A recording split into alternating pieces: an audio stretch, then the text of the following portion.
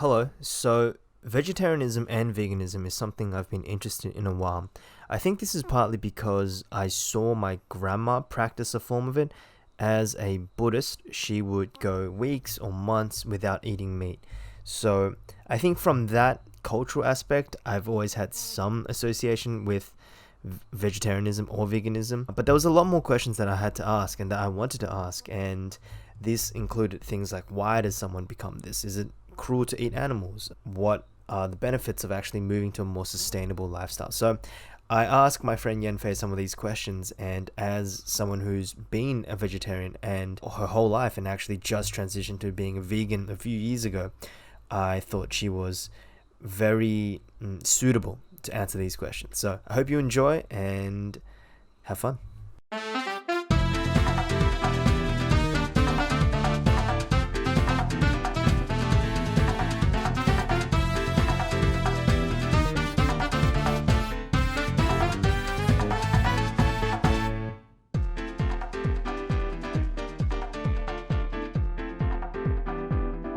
Hello everyone, welcome to Safety Last. Today I am joined by a friend of mine, Yenfei, who we met in primary school. That's correct, right? Yes. I don't remember which year because it was so long ago, I but think, yes, were we in the same cohort? I think so. I think we were in Yeah. a class at least for one of the years. I don't know. We Yes. were we Yes. were, so young. I Children. went to the same primary school as you in I started going to that school in year 4 and in year 5, but I left in year 6, unfortunately. That primary school was like so fun. And I still keep in contact with a lot of the friends that you might know. For example, Joe and Renard and those Mhm. people. I still actually keep in contact with them. So yeah, but I left in year 6. And then I think I reached out, or you reached out. No, I think it was I who reached out It was like you. 4 years ago. And then we started chatting and talking. And we actually went and got vegetarian food together. Do you remember that? Did we do that? Yeah, we did. You might not Sorry. remember it. No, no, I don't don't be sorry. remember that. Where did we go? Do you remember? We went to Parramatta. We went to Parramatta. It There's nothing in was like Parramatta. a vegetarian, from memory. It was like a pizza shop, but it was like vegetarian from memory, or it had the Oh. option of Yeah, choosing. okay. No. I remember now. Okay, Sorry. good. No, no, you're good. And Yes, but that did happen. yeah, yeah, good. I'm glad I'm not just like daydreaming. I'm glad my memory is still It like was all a intact. dream. And I, as I started podcasting more, I would go through my friends list naturally and just think about people with different ideas. Now, I've said this a few times before, but I'm really interested in just different experiences and different mindsets and different perspectives. And something that is quite interesting to me is the vegetarian movement, or the vegetarian or the vegan idea, or the vegan movement. And you are a vegan, is that correct? Yes, that is And correct. you transitioned from vegetarianism a few years ago to vegan, is that correct? Yes, that is also correct. Awesome. You Well, did your research. yes. Well, how about this? I'll let you just talk about yourself for a few minutes, and if you want, you can plug your Instagram because you share quite a lot of tasty treats, very visually aesthetic. So, Mate, yeah. yeah, I'm kind of off the social media train now, so I ain't Oh, plugging anything. you don't use the social media anymore? Oh, actually, it's been I it's love been how a you just while. called it the social media. My Yeah, God, I'm really showing my how age with old this. are you? The interwebs. The socials, like, just quickly on that. Like, I guess in the last couple of years, I haven't been really active on social media. It's just kind of draining and just becoming not a fun platform anymore. And I just want to spend time on other things. So I've prioritized kind of focusing on being present, doing activities out rather than being online. Not that there's anything wrong with that, but just personally, I just feel like it's healthier. Mhm. Yeah, that sort of thing. But yeah, don't really know how to introduce myself, so I'm just going to go super basic. But yeah, so my name's Yenfei. I've grown up in Australia basically my entire life. I was actually born vegetarian. So my parents, they became vegetarian themselves in their teens. Oh, I think my mum became vegetarian when she started dating my dad. No, so it wasn't about religion. It was more faith was a part of it, but it was also just ethical reasons. Mm-hmm. And that was a decision that my dad made on his part. I think when it was about 14, his whole family actually became vegetarian. So my grandma and his sisters and my grandpa as well. So they did it together as a family. And back in the day, that was a lot more, how would you say, uncommon. I don't even know what year that was. I mean, it's still very uncommon, the idea of a whole family transitioning to a sort of diet together as a unified cohort. Oh, yeah, I guess so when you put it that way. I think I was just thinking more like, oh, someone making that lifestyle choice as like a singular person. But yeah, you're right. Like, I didn't think of it as a family unit. It's not as common. Usually one person starts and that change will kind of filter through and make waves throughout the family. But yeah, so that's kind of like my dad's story. And when my mum met my dad and they started dating, she kind of felt bad. Why am I telling my parents' story? This is transitioned from veganism to like history time of Yenfei. Pretty much. It's like, why am I telling my origin story? This doesn't make no sense. But yeah, pretty much they started dating and my mum felt bad because she felt it was kind of awkward that she was eating meat in front of Hmm. him. Hmm. And like, yeah, like it wasn't awkward really for my dad in the beginning. But if you start a relationship with someone and becomes quite serious, food is Hmm. kind of an integral part of that experience when you go out and eat. You don't want to, it's not, I guess, pleasant to face that day to day. But anyway, that's their story. And yeah, so they decided to raise their family vegetarian. So me and my two brothers, we've been raised to be vegetarian our whole lives. And then I think, I don't remember the exact year, but around I think in my early 20s, that's when I started thinking more about veganism because that's when it really started being popular on Instagram. That was when Instagram was popular in the sense that everything was in chronological order and hashtags actually worked and Hmm.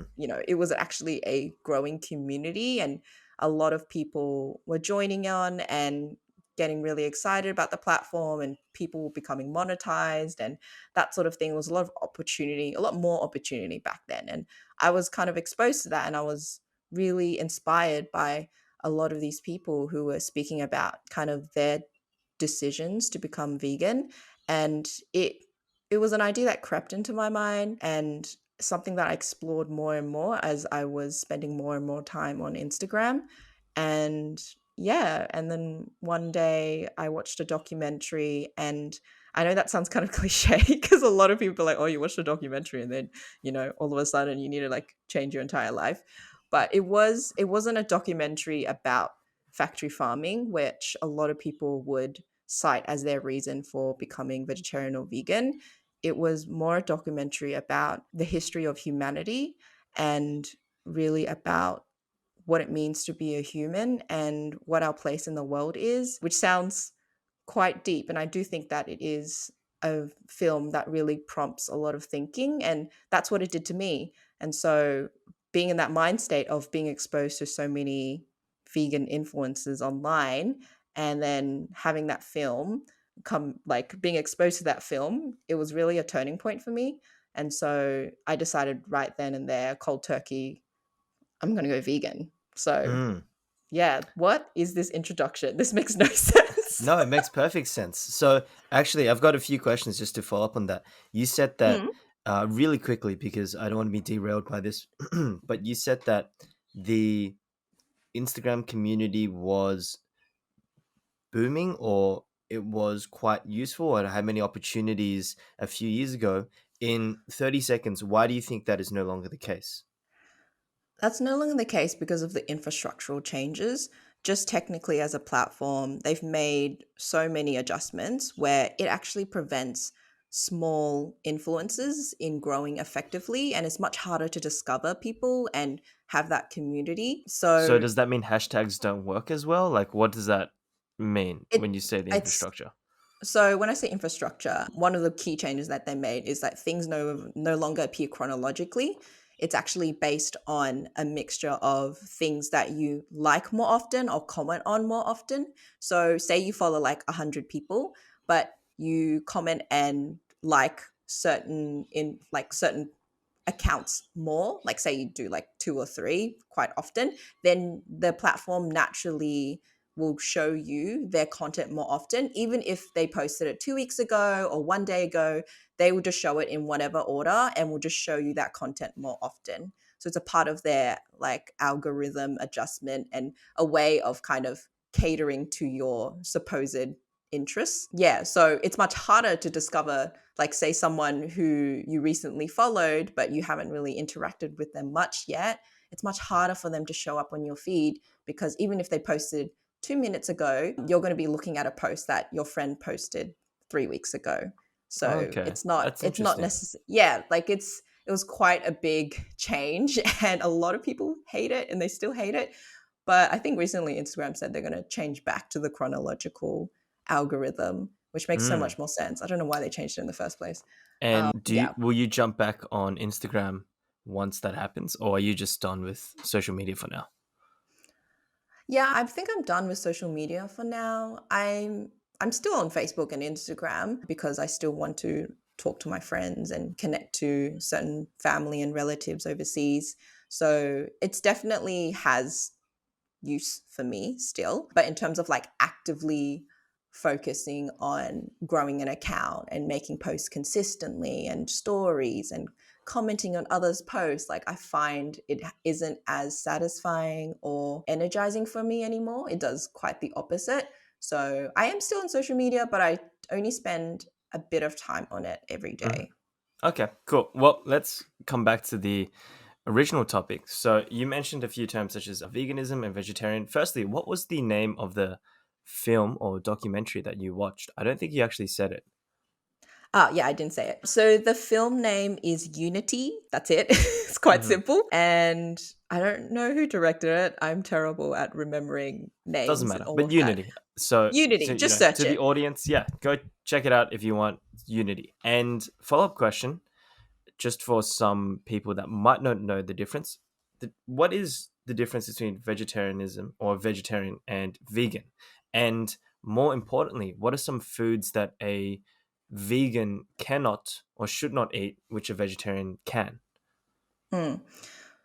This can be quite loaded. Okay, not loaded is not the right word, but there are different types of vegetarians and then there's also different types of vegans. So you can Mm-hmm. get quite layered. But as a basic concept, essentially with vegetarians, they will avoid products with animals and any animal byproducts. So we're talking about, meat, fish, gelatin, that sort of stuff. And then when it comes to vegans, you also avoid those things, but then you also add in no dairy, no honey. Well, that one's also controversial. No honey. No honey. Do you abide And by that out of curiosity? I do. But Wow, in that must be terms, hard. there are exceptions. So I can go into that. But then there's also another level to it because it goes beyond food. Like veganism can start with just your diet, but in terms of it as a lifestyle, there's a lot more to it. So you can go into makeup, skincare, fashion products, that sort of thing. There's so much to it because there's a lot of animal byproducts in the industry. Like one of them that's quite easy that everyone can relate to is leather. We've been told all our lives that leather is luxurious and it's something to be proud of, to own and to wear, and you don't really think about what is leather because in actuality leather is an animal skin that's been Hmm. treated and made to look a certain way. So obviously you don't want to tell people, oh, it's an animal skin, you're wearing an animal skin. It's a bit odd Mm. to market it that way. So yeah, the industry has obviously put a fancy name on it, leather. But yeah, that's basically the difference between the two. Okay, can I push back on the leather? So now I'm actually not that well read on this topic. So I Mm. did get this information from a very quick YouTube video, which might be biased. So call me out if the facts I'm saying are incorrect. But they said that a lot of cows are not actually killed for their leather; they're killed for their meat. which, you can have issues with that. And then afterwards, then the leather or their skin, their hide is then used or transformed into leather. But Mm-hmm. so in that sense, I guess if an animal has to be killed or is killed, maybe it has to is too strong of a word, but is killed for their meat, then I guess it would make sense to quote unquote use the rest of their body. Maybe this is unethical because would I say this about a human? I don't know, but use the rest of their body for products. Like if their main purpose of being killed is not actually for their leather or their hide. Mm-hmm. What do you think? What do you think about that? No, I know what you're saying in the sense that you're trying to minimize waste and maximize the use of an animal's body, right? Hmm. But the fundamental issue is what you actually mentioned when you say they need to be killed. Well, what was that need initially? You have to think about where is that need stemming from? And a lot of the reason why animals are killed is for human benefit, for profit. So if an animal is being killed because they it's their time and they're going to sell their meat for human consumption, and then they take all of the other byproducts and they make it into every other thing, that's great that they're trying to minimize their waste, but then it's also like, did that need to happen in the first place? It's Hmm. what you just said was kind of justifying the reason for taking the animal's life. And I I understand it. And it's kind of like if you go to a restaurant and like there's a chef who basically uses every part of the animal's body because that's their way of respecting it. That is that is something that I acknowledge and something that I do think is very conscientious and very thoughtful. But then it's also, for me, the issue lies in fundamentally, why does why do we need to exploit animals in that way? Why do we take pride in wearing an animal's skin, and why do we put value on that as a society? So that's something that I have an issue with. Not necessarily, oh, good on them for using every part of the animal's body, it's totally okay now. So that's my stance on it. Not everyone will be the same, but when I first became vegan, I did own a lot of leather goods because that's what I was exposed to when I was younger, where it you should be happy that you have something made of leather because it's going to last longer. It's going to look better over time. It's cool. It's edgy. Everyone dreams of like that leather jacket when you're younger because it's like, oh, it's so cool, and it looks so great on me. And I get that because I was exposed to that and I was in that as well. And when I became vegan, I didn't throw all my leather goods out immediately because it's like, ew, gross, get out. No, I didn't do that. What I did was I made sure that I either donated them, because if I'm not going to use them, someone else will, or I used it to the fullest extent. And for me, it's about sustainability as well. So that was my choice. Not everyone does that. Every person is different when it Hmm. comes to these different topics. So yeah, on the leather, I guess, topic, that's kind of how I handled it. Can I jump in and ask a follow up issue on the word sustainability? So, when we think of sustainable, Mm-hmm. I think a lot of people think of Indigenous people first. Indigenous people in Australia or in the Americas, and just their very close relationship with the land, a much more mutually beneficial and respectful, I should say, relationship with the land. Now, when Aboriginals kill, or I guess Indigenous or Native Americans, when they kill, like you said, they try to use every part of the body of the animal. They Mm-hmm. are very respectful. I've seen videos or discussions where like a Native American will like thank the animal and then kill it and then consume it. So what do you think about that, like sustainable consumption? Or do you think that's still immoral because it's still an act of consumption, regardless of whether or not it's sustainable?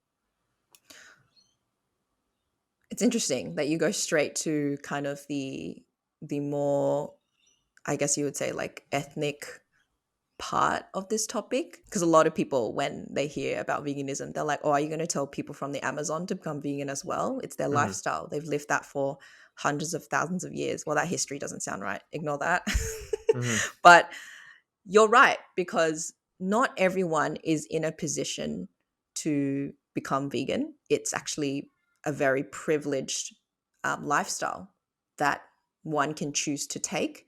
So when I look at these tribes that have lived this lifestyle of off the land and basically, having farming animals or killing wildlife and making sure they use every scrap of their body, I respect that, because that is the environment that they've grown up in, and that's the environment they are currently in, and that is their tradition. But I also think about, just because it's their tradition doesn't mean it needs to stay that way. If they need to live that lifestyle because of their environment, then there's no reason why they should stop. And that is totally cool with me. And in terms of sustainability, I think it's a lesson that we can learn from them, because as most of society, we live in a world where we want instant gratification. We don't think about the ramifications of our choices, and we live in such a globalized world that we can get anything pretty much shipped to our door, but we don't really think about what goes behind each of those products or services that we sign up for. So I think because we're more connected as opposed to those tribes to the rest of the world, there's a lot more impact and a lot more kind of choices that we have to think about a little bit more deeply, because sustainability is a huge issue. And I think it's become more and more popular over the years. I don't know if you've noticed, but more and more people are like, I mean, it's quite a simple thing. It's like with Woolies and Coles, they finally got rid of the plastic bags, and now they Mhm. sell the reusable bags. That's their company trying to do better with sustainability. So yeah, I'm like, in the last couple of years, I've seen so much progress, but it's definitely still slow going. But I think for me, with sustainability, what I like to focus on is food. That's one aspect. Fashion as well. That's even an even bigger problem, I would say, just because there's so much fast fashion out there. And yeah, like something that becomes trendy just goes out of control, and literally there's just so much waste when it comes to that, and people will wear something for 6 months and then throw it away, or it's just ridiculous, like how much we consume as a society. So yeah, there's a lot of things that we can like go into it a little bit deeper. But yeah, I guess I'll turn the question back onto you. It's like, have you noticed that change, or are you just is this like the first time that it's really coming into your mind? Are you talking about the change towards companies and sustainability? Yeah, like do you see that in kind of the companies that you'd like, or when you're shopping, I'm guessing you shop online, or when you shop in general, have you noticed that change? I see it, but perhaps I'm really cynical. I might be very cynical when it comes to companies. I see the change, but I'm always so doubtful. I guess I'm not sure if this is that relevant, but I'll bring it up. It has nothing to do with vegetarianism or veganism, but I think it communicates my idea, which is when I was living in London and I was walking around the country, walking around the suburb, walking around the city, I should say, I saw a bank that was celebrating two gay men getting married. Maybe there was a law that was passed or it was becoming more and more popular, but there was a poster of two gay men holding hands and they were opening up like a bank account or a mortgage. And I just Hmm. looked at that and felt like those companies were co-opting and taking the ideas of social justice or marriage equality, and they were transforming it into a a selling point, a marketing point. And Hmm. that's what I feel about this sustainability. Like they might be doing sustainable stuff. I don't actually know because I guess you have to judge it company by company, but I'm very aware that ultimately their goal is profit. And Hmm. if profit and sustainability clashed, they would choose profit. So I have seen a move towards sustainability, but at the same time, I think just by the structure of our society or the economics or a company, they are performative. Like their main goal isn't to be sustainable. Their main goal is to be productive and earn a lot of profit. And if they can be sustainable and that gives them a good reputation, then that's fantastic. Yeah. No, you make a really good point because I 100% agree with that.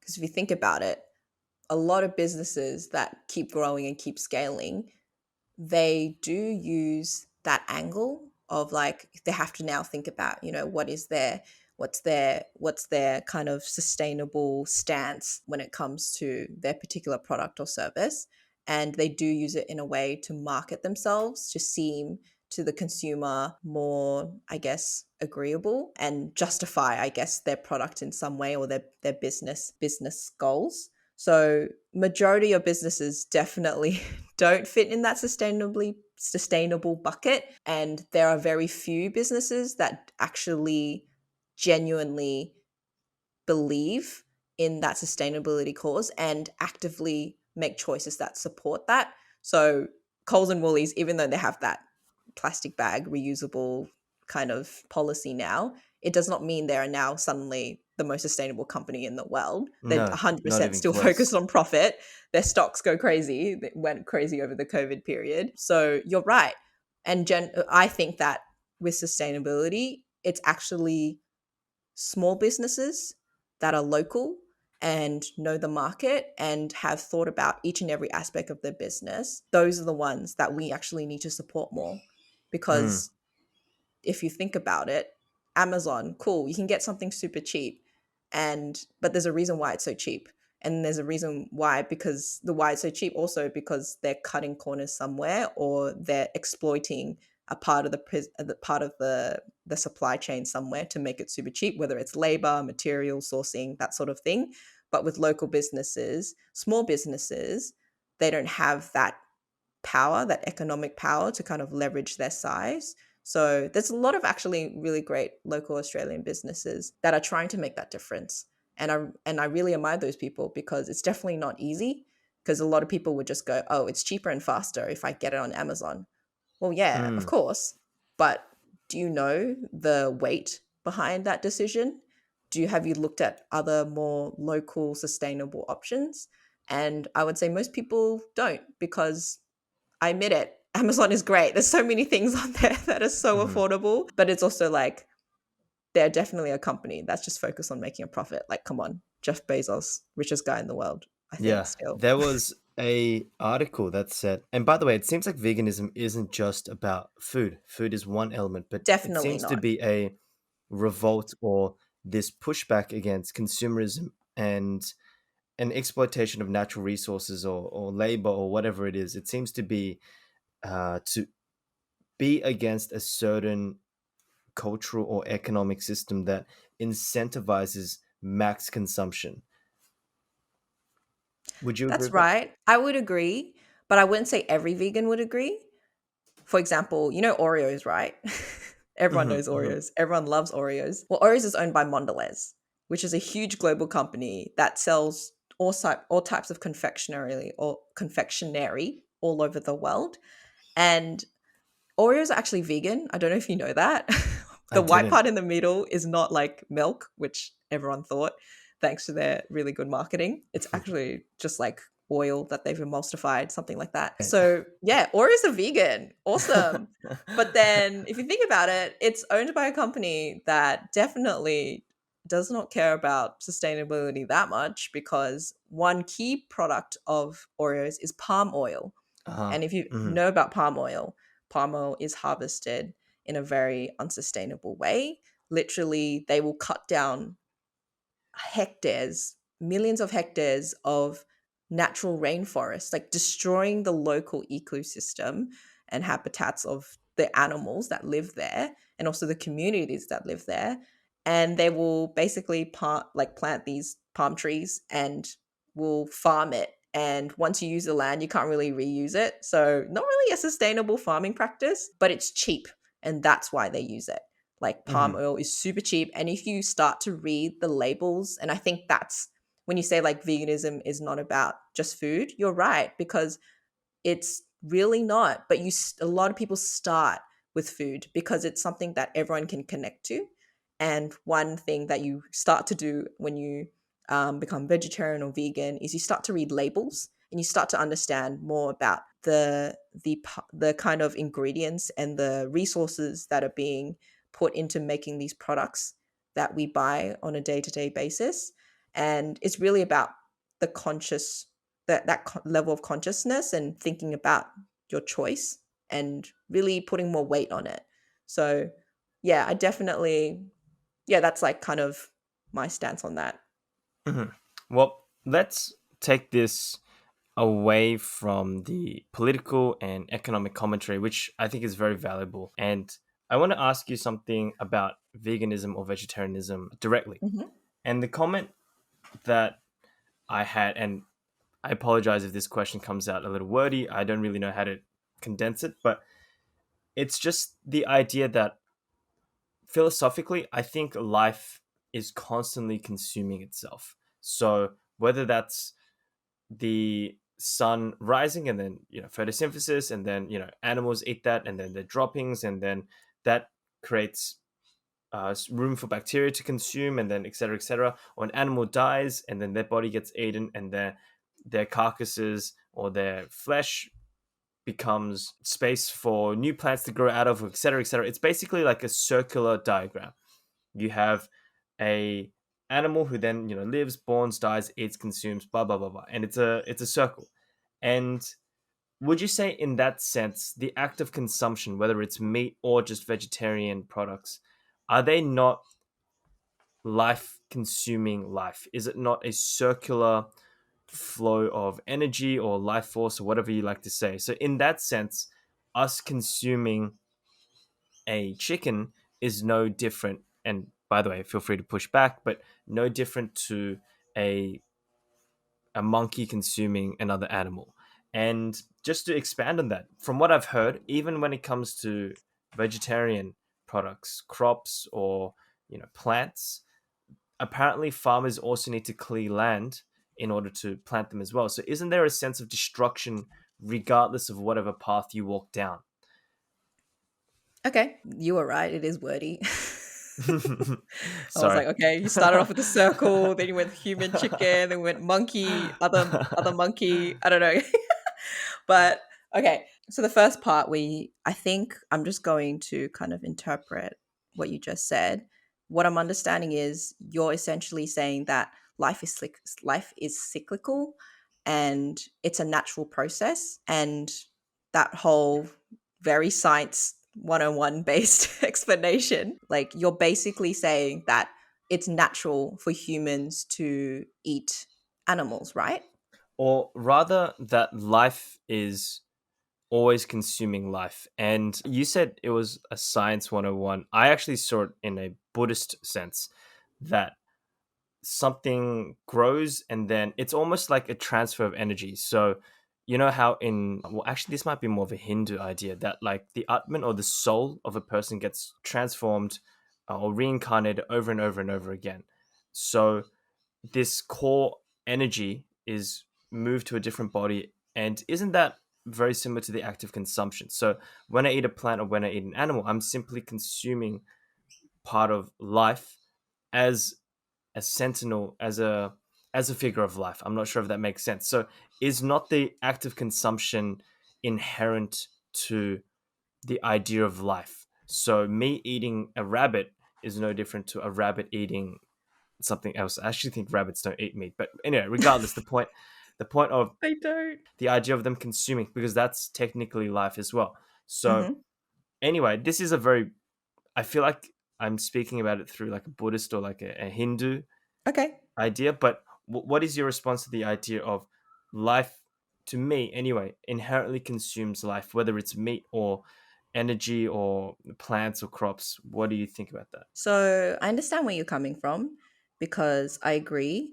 Life, it is a constant process of, I wouldn't say consumption, but it is constantly evolving, whether we notice it or not. And your example of basically the sun, the plants, the animal, the human, all of that going around in a circle, you are inherently describing that circle. And you brought up the concept of reincarnation, which I'm familiar with. And the fact that you liken it with consumption, or you say that it it's basically inherent within us, I wouldn't disagree with, because from the moment that we're born, every breath that we take, every this does not I was going to say every step that we take. I was like, this sounds like a song. I know, I was like, wait a minute, I'm singing something. But that the moment that we are born, we are, we are consuming, whether it be, just very simple, where every breath that we take in, we exhale as well. Carbon dioxide, if my science is correct, that I do not Yes. remember from year 8. That's the one thing I remember from That's the science. one thing we needed to know from science. Thank you, high school. But yeah, like, it is it is right that we are constantly consuming, but we need to think about the extent we consume, because there are different levels to it. Just because we inherently have to consume doesn't mean we don't have to think about what we're consuming and the impact of our choices on what to consume, not just food, but everything else that I've mentioned before. And when you talk about reincarnation, one of the key concepts that come into that is the law of cause and effect. And you have to understand, what is that law? And when you have that understanding, where essentially, if you every thought, every action, every word, if you understand that all of these have effects, whether you notice it or not, and not definitely, or not all of them will have a direct effect, you will, I guess, more deeply understand that every meal that you have, or every bag that you buy, actually has a lot of impact in the world. And I guess it goes back to what I was talking about before, where you have to live more consciously, because you've recognized that now, actually, I have a lot of power, and there's a lot of change that can stem from such a simple choice. And that goes back to that law of cause and effect, where essentially, I don't want to cause I don't want to be the cause of more suffering. But then it's also like, when is enough enough? Hmm. And yeah, like, I think I'm not a minimalist, but I do admire people who have, chosen that lifestyle, because they have recognized that they don't want to live that excessiveness in their day-to-day living. So they've chosen to make more sustainable, more long-term choices to live on, not just I don't think the bare minimum, but just live on just enough and not overdoing it. So yeah, that's their choice. By But the yeah, way, I don't even know just if I've answered the question. I think you make a fair point. I think there's a difference between just consumption and then overconsumption. But let's go to a previous question I said in regards to crops. And I'm not sure if this is true, so please correct me if Oh I yes, am you did mention that. if Sorry. I if I am incorrect. But is there, or rather, I should say, do farmers have to clear a lot of land to grow crops? And in that sense, is it still destructive to the? So yes, of course farmers have to clear land to grow crops. Wait, you said That's fathers instead of farmers. Did I say father? I said farmers. I think you said fathers. Anyway, regardless. Anyway, farmers, both female and male, need Uh, to clear land to grow crops. That's how it works. Like, but when you say a lot of land, that's when we're kind of entering that space of how society works, where the kind of modern way of businesses and how they produce things suddenly is scaled up so much, because for some reason we always need every type of apple or vegetable year round available in our local supermarkets. And that's when it definitely becomes unsustainable, because then they're starting to ship Australian bananas to America, and think about logistically what the impact of that is. And there's, of course, a lot of resources that go behind it as well, when we're talking about water and labor. And it is excessive, I would say, in terms of how certain farmers would choose to kind of manage their business, because at the end of the day, it is a business. And what we've talked about before, about their main priority being profit, that lends to the reason why they run their business that way. And so whether it's they're growing rice crops, or whether they're growing soybeans or almonds, or whether they're farming cattle, there is an element of needing to take away from like the natural landscape, and needing to insert something that is, I guess, artificially, maybe not artificially, but something that is constructed and not natural to the local ecosystem. And they're always going to need resources to, you know, grow almonds and potatoes and stuff like that. But the extent of which, where the crops that are grown and then that are consumed by humans, as opposed to the crops that are grown to that are fed to the animals that are then eaten by humans, that is a little bit different. I wouldn't say that I am very, how would you say, well read on this particular topic. Hmm. I'm aware of it, and I definitely am conscious that there's a lot more that I can learn about it.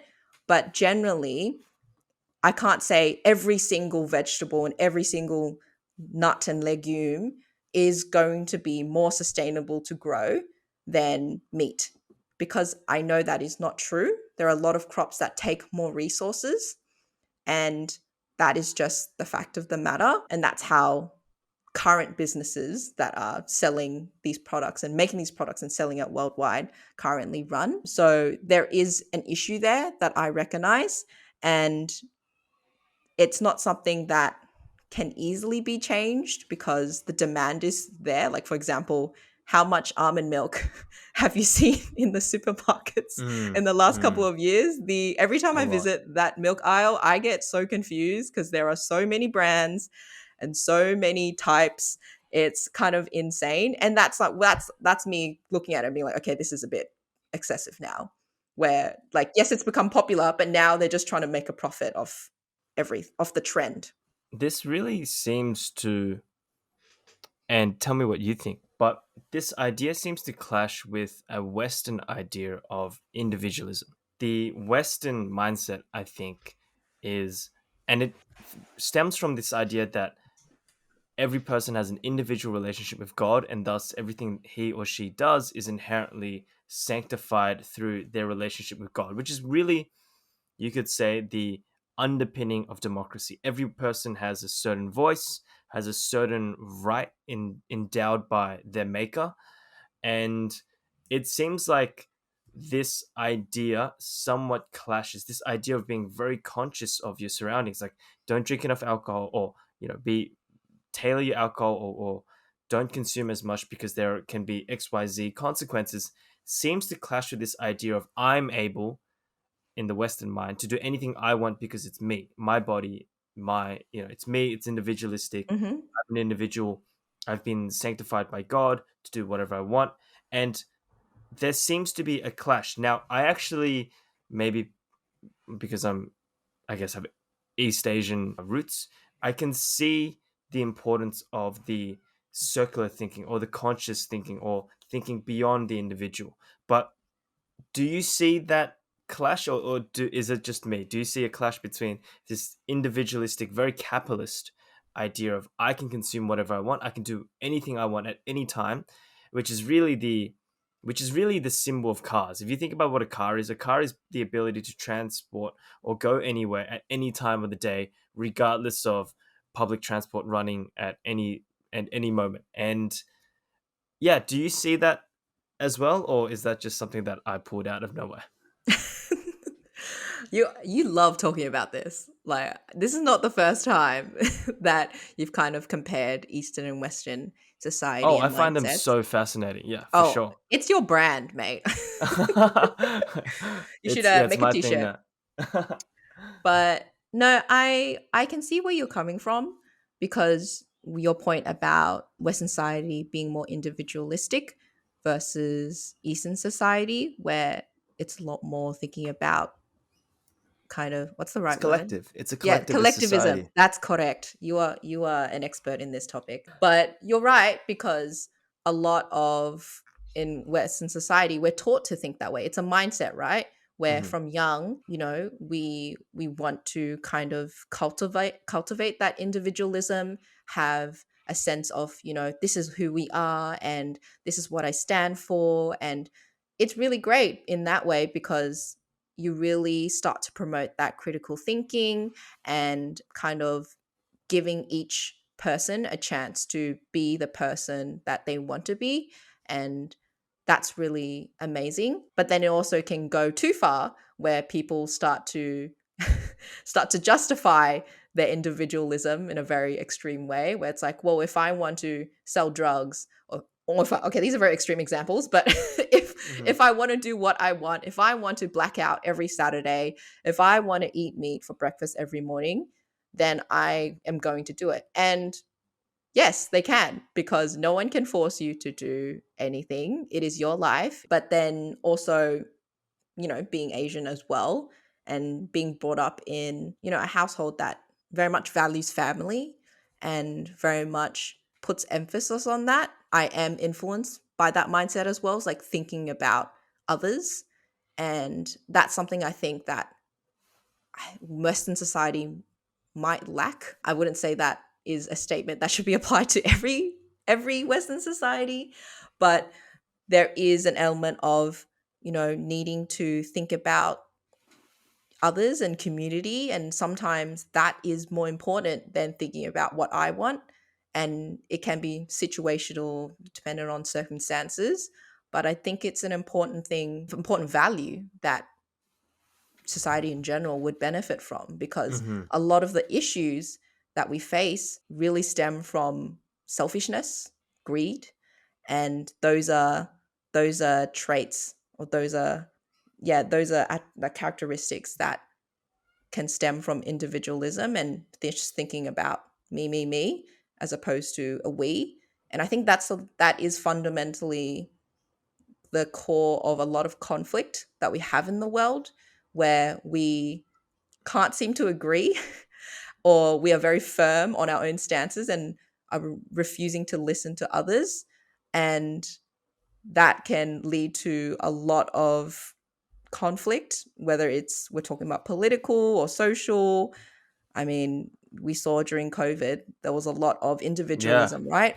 that was what I was going to mention, to be Yeah, honest. exactly. Where everyone has seen that, gone to their local supermarket and seen how ridiculous people can be when they feel threatened. So all of a sudden, it's all about themselves, and they don't think about other people, and they take everything that's on the shelves, or they buy all the toilet paper. And yeah, that's those are like the moments where you realize, is this what we are as like a species, where we need to fight over such mundane things when we know that we have enough, but for some reason we feel the need to take more, and yeah, not think about the other person that potentially actually needs this. I So think this is sad, but I think that mm, is a core part of the human experience. On the other hand, I also think humans can uh, do great sacrifices as well. So it is a spectrum, but I think this greed or this desire to survive is very intrinsic in humanity, and I think it's expressed in multiple ways. Wars, for example, I just think is, mm, maybe I'm the biggest pacifist. I'm a huge pacifist, but I can't believe that people kill each other over land and resources and oil and stuff like that. Anyway, I feel like we've moved so far from the realm of veganism, though there are philosophical attachments that the average person who's like, oh, I just want to get into vegetarianism or veganism is like, whoa, now I'm being bombarded with Western philosophy and then Aristotelian mindsets and oh my god, Nietzsche, what is this crazy stuff, and Buddhism. So let's rein it in slightly, just a little bit. just a little bit. I've got a few other questions about veganism and vegetarianism. Are there substitutes to meat? I've eaten a few things Oh, before. And so I many. don't know what they were. And when I mean Hmm. substitutes, I don't mean like before you were eating barbecue ribs, now you eat a plant. I mean, as in food that tastes like meat and feel like meat? And if so, if they are, firstly, are they popular? Are they cheap? Are they widely available? And secondly, are they healthy? I've heard some people, and once again, I have to plead my ignorance because I don't know much about this topic, say that anything where it's like chemically grown like that, and once again, I'm not sure if I'm correct in saying this, is not the healthiest. So, yeah, I threw 15 questions at you. Take it away. Classic. Yes, there are heaps of substitutes. And Do they taste like meat though? okay, I can't answer that, mate, because you're Oh, asking the wrong yeah, person. that's true. Everyone Actually, asks me this. It's seriously, they're like, "Oh, that fake ham. Does it taste like ham?" I'm like, "I don't know. You eat it and you tell me, excuse me." okay. But yeah, I have gotten this question a lot over the years, and I completely understand it because it's curiosity, right? You're like Mhm. looking at something and you're like, "Wait a minute, that doesn't look like ham." Kind of smells like it, not really, but there's something off about it. And it's that curiosity that makes you, want to like explore that option, but you might not necessarily, know where to access it. And growing up vegetarian, like definitely there were lots of substitutes, but I'm sorry, I can't answer whether they are like it. Mhm. But I have over the years heard feedback, I guess, from other friends that make comments here and there. They're like, "Oh, this is really like calamari," or like this kind of tastes like real chicken, that sort of stuff. But I don't know. I guess my question back to you, just real quick, is like, why do you ask this question? Like, why is it so important for a substitute to be just like the original? I guess it's because meat is very tasty.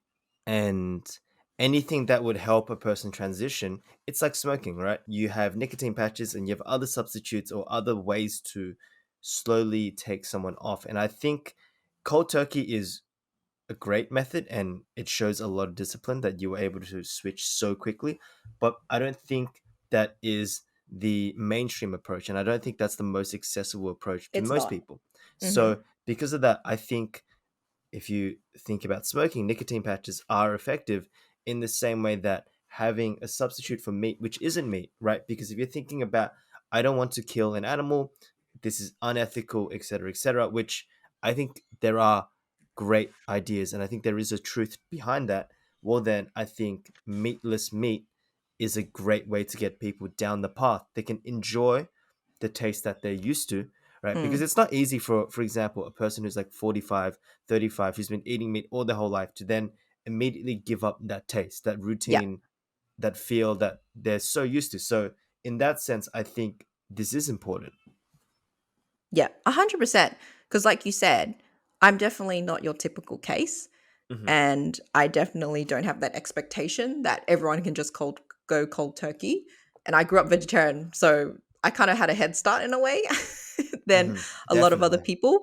And Hmm. it's and when I say when I went cold turkey, I don't mean that I was a perfect vegan because no one is going to be a perfect vegan or perfect person in general. It's always a process of learning.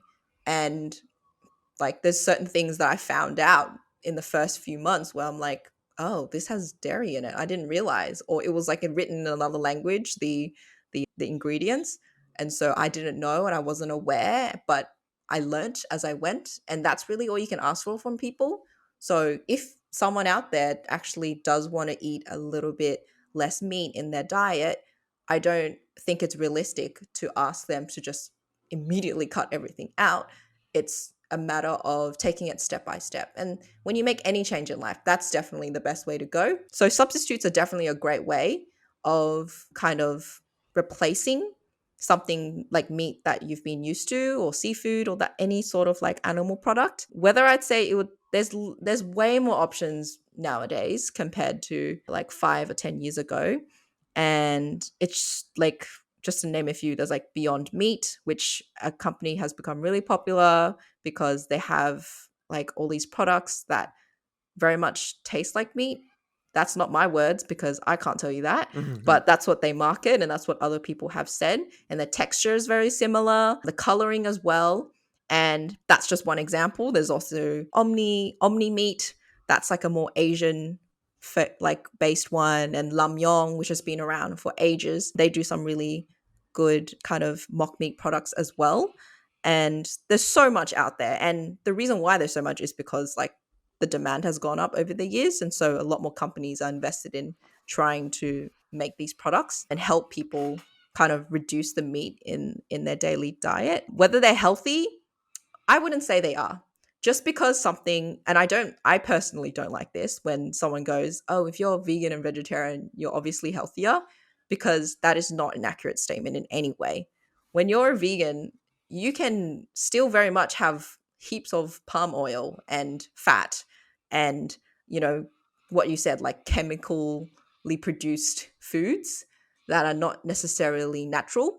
And so when I mentioned earlier about different levels of vegan, this is where that comes in, where someone can be vegan and that means that they could eat, chips, they could eat instant noodles, they can eat dark chocolate, they can eat all the meat substitutes that they want.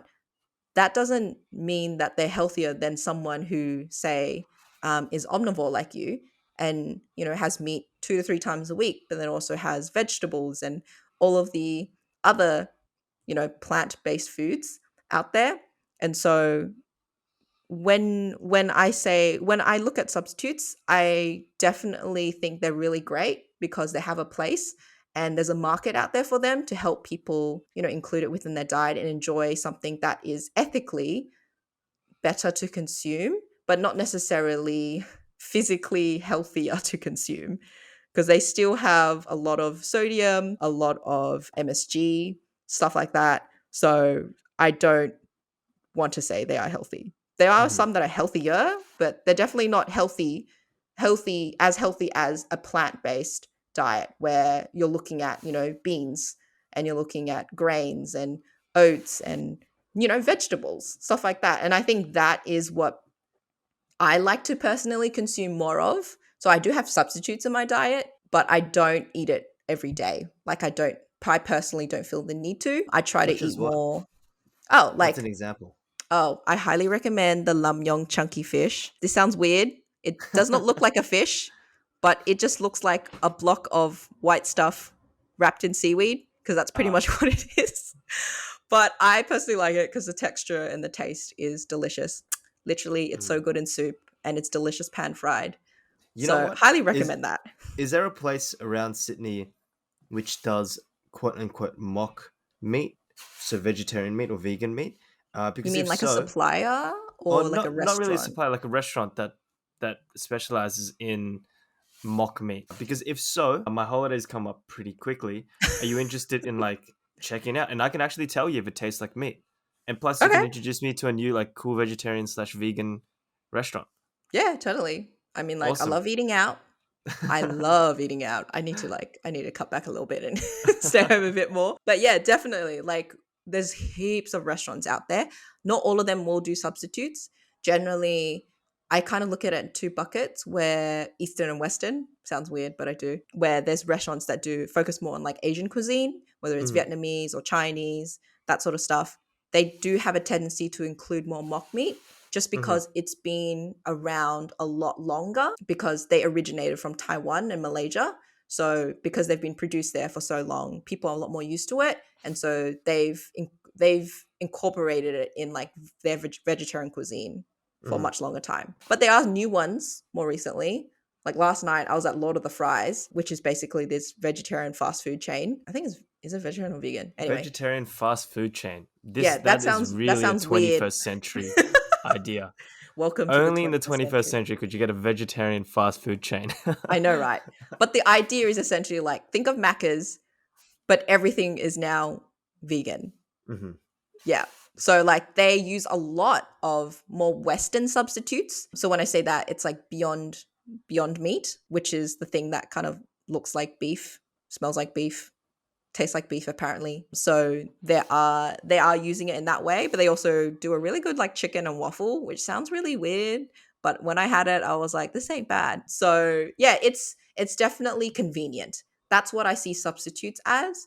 And it's, it's a really great way to kind of like start getting people interested in alternative options. And but I definitely don't think it's healthy to eat every single day, mhm. unless you, I don't know, work out like a maniac and drink tons of water. But yeah, there's lots of options out there. It's just a matter of, it can be overwhelming, but I think just start with one, or look at the most popular ones out there. There's heaps of like online reviews. There's lots of really great communities as well, where you can join and just be like, hey, I just want to reduce my consumption of meat? Can everyone give me recommendations? So yeah, the internet's a really great resource because you can find out so much about a product even before you buy it. I think all of us like to do that now. Sneaky little internet research in JB High Five before I buy something. But Can I yeah. also ask, well then, what do you feel about pescatarians or even the idea of a practical vegetarian? So Hmm. let me just explain for the audience if you don't know. Pescatarian is someone who consumes fish but doesn't consume meat. And a practical vegetarian or practical vegan, I don't know if you've heard of this term, but it's basically someone who will not eat meat 5 days or 6 days a week and then have a cheat day. So, what do you think about these archetypes or these, what do you call them? Like builds, these RPG builds? Like, what do you think about them? RPG builds. Yeah, like this, your character selection mode. What do you think Oh about my them? God. Yeah, so I I fully am supportive of people wanting to live their life in a particular way. I actually have a few friends who they themselves wanted to make that adjustment from being like an omnivore or to becoming a pescatarian, that sort of thing. And I think it's really great because I see any change that's going forward as really positive, and I don't think it's realistic to impose an expectation that everyone needs to be vegetarian. I don't think that is realistic for a lot of people because of their environment and the options that they have. But I think that if you are in a privileged position to make that choice, I applaud you because you are now thinking a lot more consciously about the lifestyle that you want to live. And so, whether you're eating less fish or you're eating no meat or you're eating, being vegan 5 days a week and then having a cheat day, well, props to you for making that change because it's not easy. And I recognize that. So, I do think that that's a really cool thing to see. That's become a lot more common now.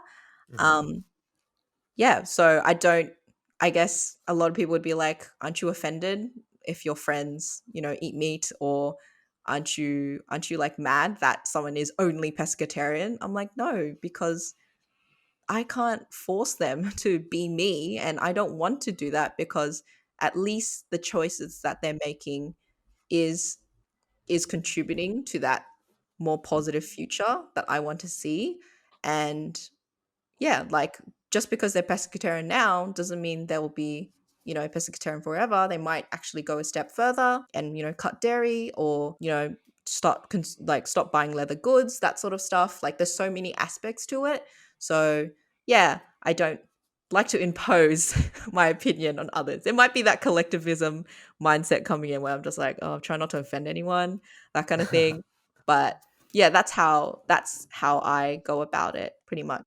So yeah, don't worry, mate. I'm not gonna judge you and be like, "You're still eating meat? Oh, gross."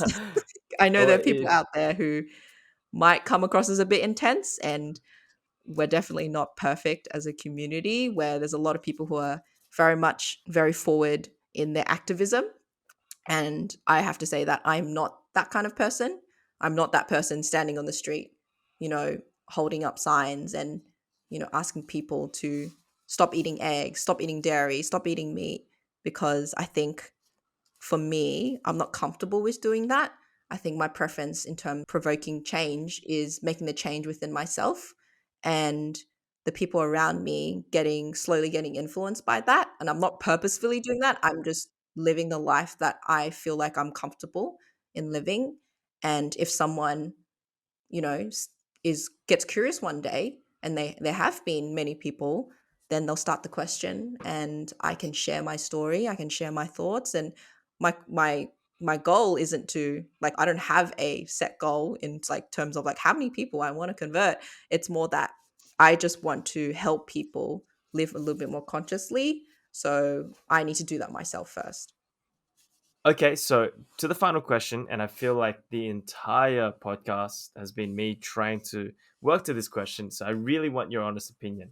Okay. Do you think people who are not vegans or vegetarians are cruel?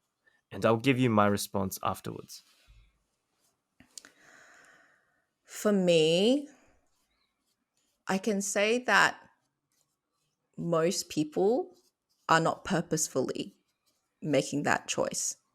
They are not trying to be cruel. They are not with intention trying to cause harm to animals. I think a lot of people, if you think about yourself, really, it's like you grow up eating meat and it's normal and you enjoy it. And it's a thing that brings family together and brings friends together, that sort of thing.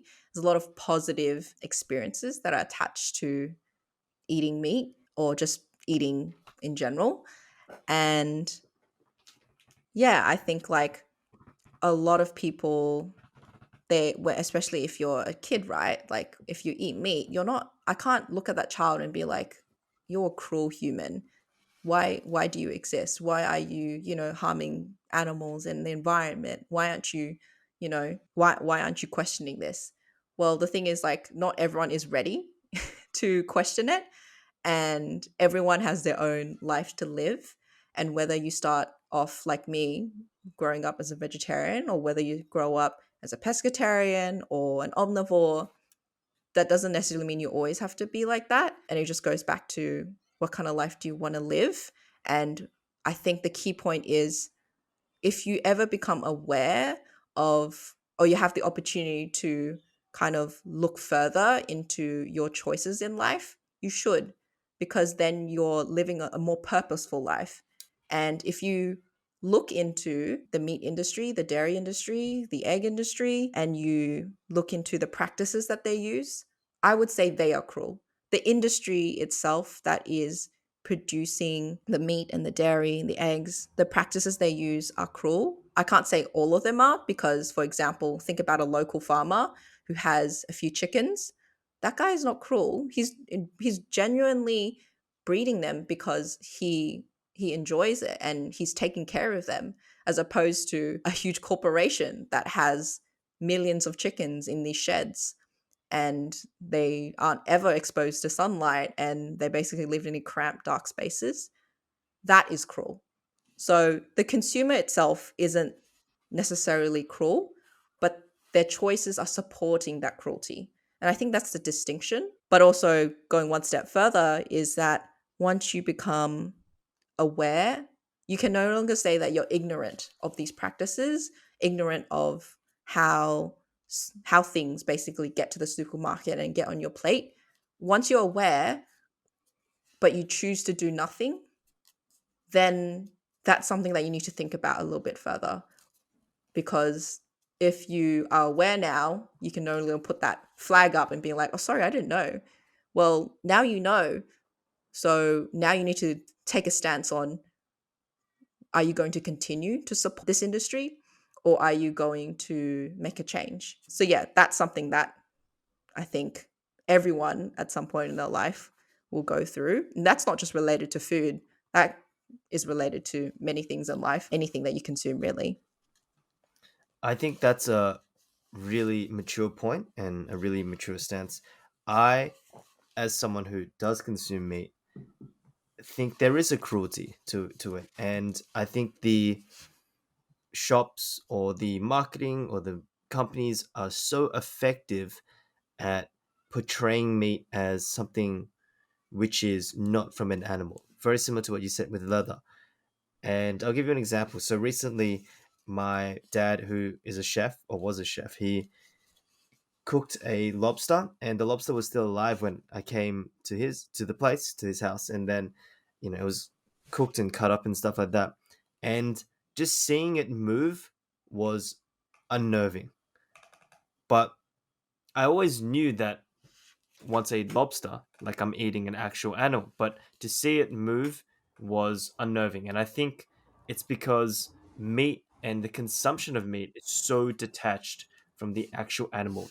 There is Hmm. so many steps in between, whether it's packaging, marketing, or just the delivery, or even just the geographical nature, or like where these animals exist, is usually pretty far from suburban metropolitan cities that we disconnect the product. And I think this is something that I've said before. I do want to move towards veganism or vegetarianism, but There's a difference between, and I'm putting myself in the spotlight. There's a difference between wanting to do it and then actually doing it. So, Mm, but yeah, I think you bring up great points, and maybe I'm just calling myself out, but I think there is cruelty in the consumption of meat, and that's how I feel. Maybe you mm, could say that life is cruel, and I think that is true as well, and that a lion eating a sheep is just part of life, and humans doing this is just part of the human nature. But whether that's true or not, I think it does meet my criteria of is it cruel, and I do think there is cruelty behind it. So mm. yeah, Yeah, like I what's your think what are your thoughts?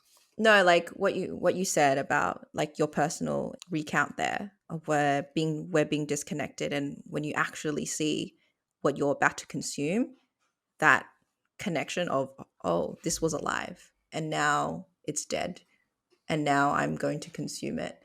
That's something that basically majority of society are disconnected from, because like you said, a lot of these dairy products, these meat products that are produced, they are far, far, far away from our normal suburban homes.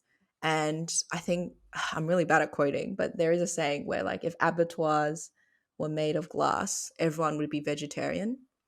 If And I what was think made of glass? if abattoirs, What on are you earth are familiar? abattoirs? Am I saying it correctly? Abattoirs? But basically, that's where animals go to slaughter. It's a slaughterhouse. That's Yes. where they basically, kill the animal and then Hmm. break it up into parts to sell. So yeah, there is cruelty behind it, but I would say, like, you are becoming more and more conscious about it. In your earlier life was more ignorant of it, not on purpose. That's just because of how, everything is structured, where you don't see it. You're not aware of it yet. There's nothing to provoke that thought, or get you to question it at all, because everything is so prettily packaged in modern society. You go to a supermarket, everything looks so nice and laid out, and everything's already ready. That steak is a steak. It's not. You don't associate steak with a cow. You Hmm. don't think For about. sure. Oh, you don't think about. Oh, wait a minute. What is venison? Oh, that's deer. They've literally remarketed or rebranded what the actual thing is. And yeah, like that point about what is leather? It's animal skin. What is gelatin? It's literally like animal intestines and all of that. And there's so much, obviously, that has been shielded from society, and it's difficult to break out of that. But when you do start to become more aware, I applaud you, because now you've taken a step forward, and you're started your essentially realization of what is actually happening, and you're not living in a society that is really controlled a lot by marketing and media and all of that. I think you can really align to that, because especially with your interest in politics, Hmm. and You actually remember quite a lot. yeah, you love talking about this. Yeah. you're Oh not you're no. not the standard person, Oh Stanley. no. Okay, Everyone knows this. everyone know exposed. But yeah, I'm like, you know, whether it takes you a year, 5 years, 20 years, we don't know how long our life is, but if you can start doing it sooner rather than later, I really do encourage that. And I know you like to read a lot about Hinduism, and like the Wow, well, not I'm just that Hinduism, but a obvious. lot of you've mentioned it so many times on this podcast.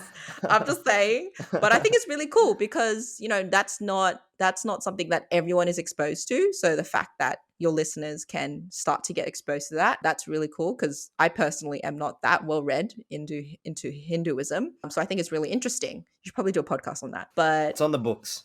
it's on the books. It's coming.